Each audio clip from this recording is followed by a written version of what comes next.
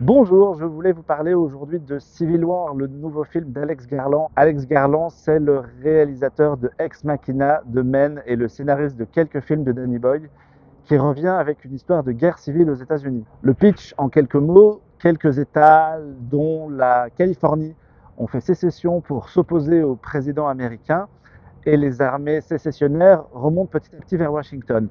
Nous, après une introduction très vénère, on va suivre un petit groupe de 4 journalistes, dont 2 photojournalistes, une incarnée par Kirsten Dunst, qui joue une vieille blasée, et face à elle, une jeune journaliste débutante qui vient apprendre la photo, qui est incarnée par Kaylee Spaeny.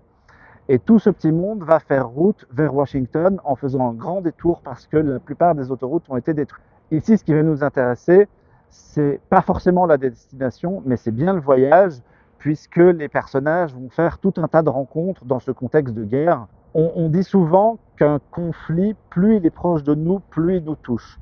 Et ici, en introduisant le film dans New York et en montrant des journalistes qui se filment avec leur téléphone portable et qui prennent des photos comme on en voit tous les jours dans les médias et dans d'autres conflits, on a vraiment un sentiment de proximité qui est assez étonnant. Le résultat, c'est une espèce de documentaire en fait finalement. La manière dont c'est traité, la manière dont ils avancent, ils s'intéressent à des petits sujets qui croisent sur leur route, ça donne vraiment l'impression de voir un documentaire un peu en avance, comme si on était projeté dans un futur qui est tout proche, d'autant que le premier plan du film, c'est un président très chevelu qui ressemble à un ex-futur président américain dont on a déjà entendu parler. Il y a plein de choses que je trouve intéressantes dans le film de Garland, en particulier l'opposition qu'il fait en permanence entre la guerre, les horreurs de la guerre, les couleurs sombres qu'on imagine de la guerre, et un univers, un environnement foisonnant de couleurs.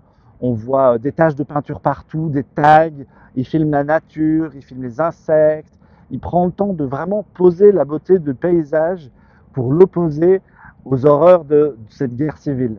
L'autre point qui m'a vachement plu dans le film, c'est le parcours de la jeune journaliste incarnée par Kaylee Spaeny, qui avait été recommandée d'ailleurs à la suite du tournage par Kirsten Dunst, et c'est comme ça qu'elle a obtenu le rôle de Priscilla chez Sofia Coppola, qui est une actrice incroyable que moi j'avais déjà vue dans des petites choses, puisqu'elle avait joué dans des bêtises auparavant, mais là elle est vraiment très douée.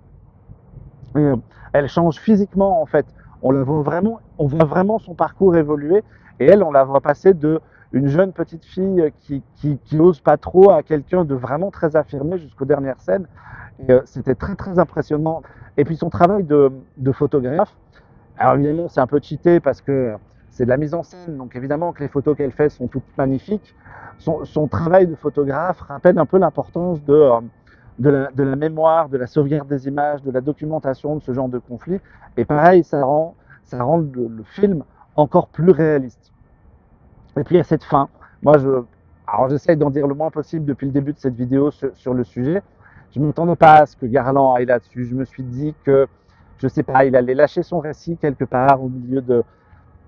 Il va vraiment jusqu'au bout de son sujet, il raccroche certains wagons ensemble et il livre une fin qui m'a complètement scotché. Je me suis dit, waouh, ouais, quand même, ça rappelle en plus des faits historiques qui se sont déroulés il n'y a pas si longtemps.